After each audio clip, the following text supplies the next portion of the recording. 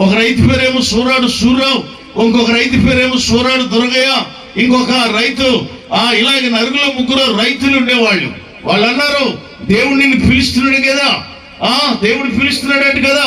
నీటిలోకి వెళ్ళా అందరికీ మన పక్కనున్న వాళ్ళకి తెప్పలు మునిగిపోయేలాగా సింక్రై పడతా ఉంటే గుప్పుడు రేపులు కూడా పట్టలేదు, మా వేటాడము అని వాళ్ళు వెళ్ళిపోతున్నారు. ఏంటి అంటే చివరికి వాళ్ళందరూ వెళ్ళిపోయారు. వ్యాపారం అలా ఉండిపోయింది. దేవుడు పిలిచిన తరువాత ఇంక సమస్తము వదులుకొని ఆ రోజు వచ్చారు, అయ్యా దేవుడు పిలుస్తున్నాడంట కదా, నిన్ను దేవుని సేవ చేయాలి అని పిలిచాడట.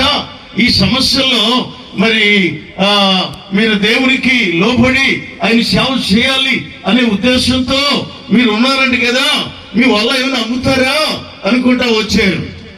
ఈ మసీన్ గారు వాళ్ళ అన్నయ్య ఇంకొక ఆయన ఉండేవాడు. ఇద్దరు కూడా కలిసి వచ్చారు. అమ్మేస్తామండి అన్న వాళ్ళు బేరం చెప్పిన తర్వాత తీసుకున్నారు. ఆ వల నేను చేతులతో ముడిసిందనమాట. ఇలాగ ఒగ్గా వడుకుతూ ఉంటే నేను చాలా స్పీడ్గా వడికేవాడిను. మా అమ్మమ్మ గారికి అలివి ఉండేది. అలివి దగ్గర నాకు మంచి ఎక్స్పీరియన్స్ అనమాట ఒగ్గా వడుకోవడం. మా పాస్టమ్ గారు కూడా మంచి సురుగ్గా మాలుగు ముడిచేది. అలాగా తయారు చేసుకున్న వల అంత ఆశ దాని మీద ఉండేది నాకు. వల పట్టుకెళ్ళిపోయే రోజు నేను చాలా ఏడ్చాను. చేతులారా చేసుకున్నాం వేటాడాలని, ఇదేంటి దేవుడు నన్ను పిలుస్తున్నాడు, ఎంతో మంది ఉన్నారు కదా, నేనే దొరికేనా ఈ దేవుడికి అని నేను కొంచెం విసుగుపడ్డాను. మసీన్ గారు అన్నారు, బాబు నువ్వు విసుగుపడితే మాకు జయం కాదు అని అన్నారు.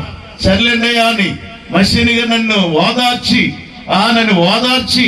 ఆయన నువ్వేమనుకో బాబు, దేవుడు ఉన్నాళ్లే అని ఆ వల వాళ్ళిద్దరు అన్నదమ్ములు మోసుకొని వెళ్ళిపోయారు. చాలా నెమ్మదిగా మాట్లాడతాడు మసీన్ గారు, చాలా నిర్మలపరుడు. చాలా మందిలో అలాంటి లక్షణాలు మనకు కనపడవు దేవుని బిడ్డలారా. అంత నెమ్మదిగా ఉన్నటువంటి మసీన్ ప్రభు రా అని అనగానే ఏమైపోయాడు, ఈ లోకాన్ని విడిచి ప్రభు దగ్గరికి వెళ్ళిపోయాడు. దేవుని స్తోత్రం. ప్రభు దగ్గరికి వెళ్ళిపోయాడు. ఈ లోకాన్ని విడిచిపెట్టాడు.